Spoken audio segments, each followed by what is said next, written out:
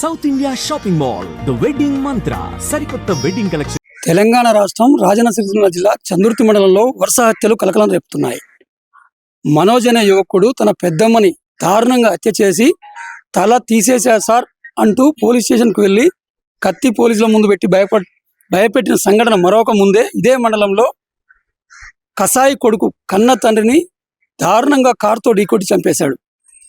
ఎందుకు ఏమిటి అసలు ఎందుకు ఇలా వరుస హత్యలు జరుగుతున్నాయి, చందుర్తి పోలీసులకు సవాల్గా మారినటువంటి ఈ హత్యల పరంపర ఏంటనే విషయాన్ని ఇప్పుడు తెలుసుకునే ప్రయత్నం చేద్దాం. తాగుడుకు బానిసై కుటుంబ సభ్యులతో గొడవ పడుతున్నాడని కన్న తండ్రిని సొంత కుమారుడు కారుతో ఢీకొట్టి హత్య చేసిన ఘటన రాజన్న సిరిసిల్ల జిల్లా చందుర్తి మండలం దేవుని తండాలో చోటు చేసుకుంది. గ్రామానికి చెందిన జటో తిరుపతి తాగుడుకు బానిసయ్యాడు. తరచూ కుటుంబ సభ్యులతో గొడవ పడేవాడు. 3 రోజుల క్రింద ఇంట్లో ఉన్న 10,000 రూపాయలు ఇంటి వాళ్ళ కుటుంబ సభ్యులకు ఎవరికి తెలియకుండా తీసుకెళ్లాడు. సోమవారం తిరిగి ఇంటికి వచ్చి మళ్లీ డబ్బులు కావాలని భార్య అమీనతో తీవ్రంగా గొడవకు దిగాడు. దీంతో ఆమె ఆ విషయాన్ని తమ కుమారుడు రాజేష్కి ఫోన్ చేసి చెప్పింది. ఆవేశంగా ఇంటికి వచ్చిన రాజేష్ తన కారులో వచ్చాడు. ఆ రాజేష్ వచ్చే సమయానికి ఈ యొక్క తండ్రి తీవ్రంగా గొడవ పడుతున్నారు, ఇంటి ముందే గొడవ పడుతున్నారు. ఆవేశంతో వచ్చినటువంటి రాజేష్ అదే కారుతోని తండ్రిని ఢీకొట్టాడు. దీంతో ఎగిరిపడిన తిరుపతికి తీవ్ర గాయాలయ్యాయి.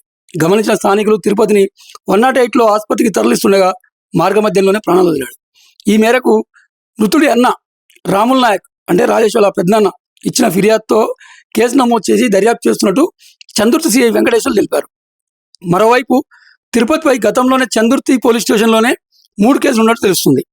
అయితే చందుర్తి మండలంలో ఇటీవలే మనోజ్ అనే యువకుడు ఆస్తి తగాదాల నేపథ్యంలో తన పెద్దమ్మను అత్యంత దారుణంగా హత్య చేసి తల మొండం వేరు చేసి పోలీస్ స్టేషన్కి వెళ్ళి తల తీసేశారు సార్ అని చెప్పిన ఘటన మరొక ముందే అదే మండలంలో మరో హత్య జరగడంతో చందుర్తి పోలీసులకు ఈ హత్య కేసులు సవాల్గా మారాయి.